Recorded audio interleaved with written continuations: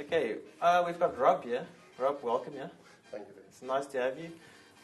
Tell me, Rob, in your business is called Blue Knight, if you can focus on that one there. Yeah, and you're in the IT industry. We've been in the IT industry over 22 years now. Okay. Started the company up in '87 to look after small companies. Okay. Spread our wings, small, medium, as well as temporary networks. Okay. We did a lot when the World Summit was on. We looked after a number of countries. Okay. With their specific needs. Basically, we started the company to get rid of the big business attitude of other companies that were doing the same thing. And we were pretty much successful in doing that, where when you phoned a technician or you phoned up somebody, you spoke to the technician direct. You didn't speak to his secretary, or you didn't speak to somebody who said, hold on, I will call him if there's something I cannot stand. Somebody saying, hold on to what? Life. No.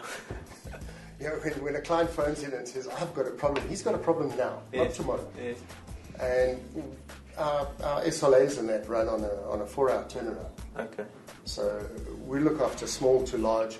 When we do an away show or an away conference, Yeah. one of us will go with, one of the senior partners will go with, and it's hands-on. Like we did the stuff for the United Nations, the World Summit for the United Nations up in Botswana, Yes.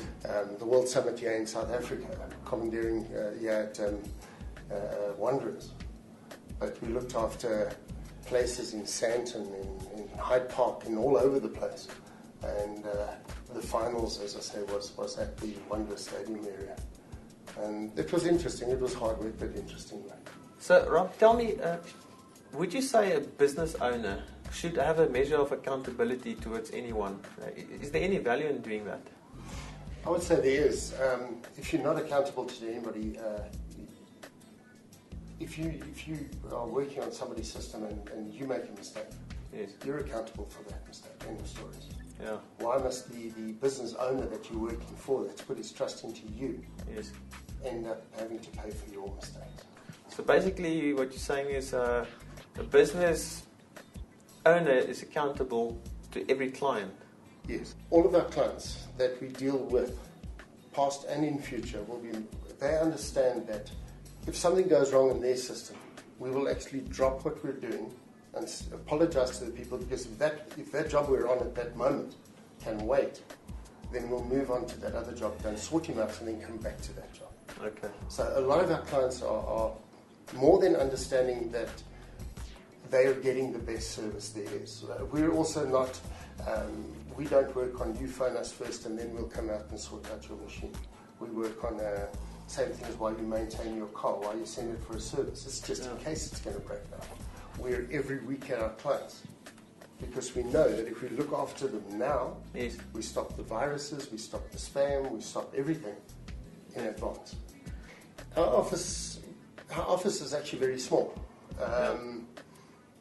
Physical office size. Yes. Because everybody comes in via the internet. So whether he wakes up, if his first call's at 9 o'clock in the morning and he gets up by 8 o'clock, I'm quite happy about that. It makes his 9 o'clock call. Yes.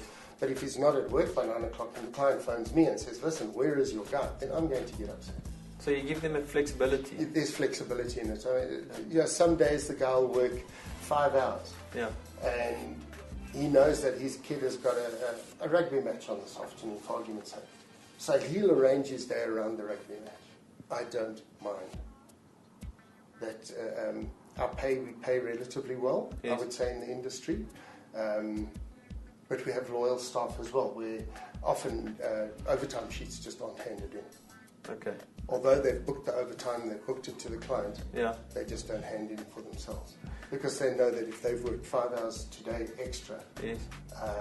next week Thursday or Friday he wants to go to Durban or she wants to go somewhere, Yes. then it's got 5 hours to play with. Yes.